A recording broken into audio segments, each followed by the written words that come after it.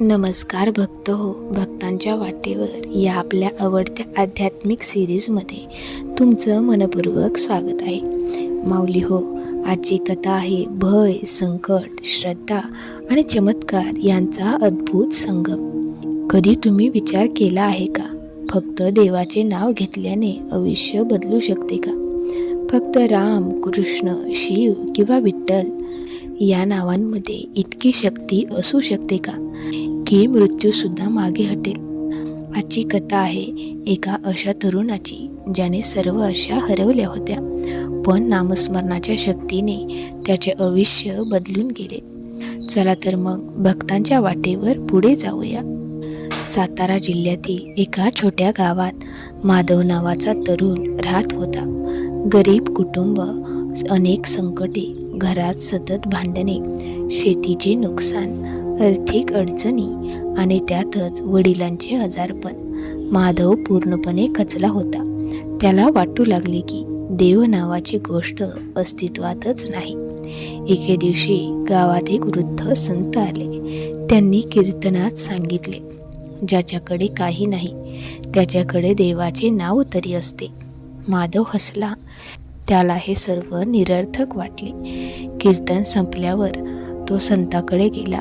माझी सर्व संकटे संपतील का फक्त नाव घेतल्याने? संत हसले. तू 40 दिवस मनापासून नामस्मरण करून पहा. माधवने अनिच्छेने होकार दिला. दुसऱ्या दिवसापासून त्याने रोज सकाळी 108 वेळा श्रीराम जय राम जय जय राम म्हणायला सुरुवात केली. पहिले काही दिवस काहीच घडले नाही, पण हळूहळू त्याच्या मनातील भीती कमी होऊ लागली. नकारात्मक विचार कमी झाले, राग कमी झाला, मन शांत होऊ लागले. एक रात्री त्याला विचित्र स्वप्न पडले. एक तेजस्वी मंदिर त्याला स्वप्नात दिसले.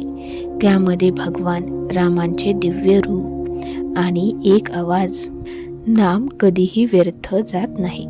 माधव जागा झाला. त्याच्या अंगावर रोमांच उभे राहिले. दिवस पुढे सरकत गेले. तो अधिक श्रद्धेने नामस्मरण करू लागला. 40व्या दिवशी एक मोठी घटना घडली. त्याचे वडील अचानक बेशुद्ध पडले. डॉक्टर येईपर्यंत परिस्थिती गंभीर झाली. संपूर्ण घर घाबरले. माधवच्या डोळ्यात अश्रू आले. तो वडिलांच्या बाजूला बसला आणि सतत म्हणू लागला, श्रीराम जय राम जय जय राम. अर्धा तास गेला. अचानक वडिलांनी डोळे उघडले. डॉक्टरही आश्चर्यचकित झाले. त्यांची प्रकृती सुधारू लागली. माधवच्या मनात प्रथमच श्रद्धेचा प्रकाश निर्माण झाला. पण खरी परीक्षा अजून बाकी होती.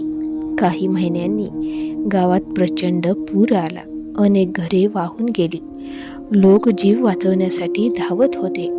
माधव आणि त्याचे कुटुंब एका जुन्या मंदिरात अडकले. पाणी वाढत होते. बाहेर पडण्याचा मार्ग नव्हता. सर्वजण घाबरले. माधवने सर्वांना सांगितले, घाबरू नका, रामाचे नाव घ्या. संपूर्ण कुटुंब एकत्र बसले आणि नामस्मरण सुरू झाले. अचानक मंदिराच्या मागील बाजूला एक गुप्त वाट दिसली. त्या वाटेने सर्वजण सुरक्षित बाहेर आले. नंतर गावकऱ्यांनी पाहिले. ती वाट पुन्हा कधीच दिसली नाही. लोक म्हणाले, तो चमत्कार होता. माधव मात्र हसला. तो चमत्कार नव्हता, ती नामस्मरणाची शक्ती होती. त्या दिवसानंतर तो गावोगावी फिरून लोकांना नामस्मरणाचे महत्त्व सांगू लागला. काही वर्षानंतर त्याचे नाव संपूर्ण परिसरात आदराने घेऊ लागले. कारण त्याने अनुभवले होते, जिथे मानवी शक्ती संपते तिथे देवाच्या नावाची शक्ती सुरू होते. माऊली हो, देवाचे नाव हे केवळ शब्द नसतात. ते श्रद्धा असते, विश्वास असतो, आत्मविश्वास असतो, पण ईश्वराशी जोडणारा एक अदृश्य पूल असतो. नामस्मरण केल्याने संकटे जादूने नाहीशी होत नाहीत, पण त्यांना सामोरे जाण्याची शक्ती नक्की मिळते. माऊली हो, भक्तांच्या वाटेवर या मालिकेतील नामस्मरणाची शक्ती ही कथा तुम्हाला कशी वाटली ते आम्हाला कमेंट करून नक्की सांगा.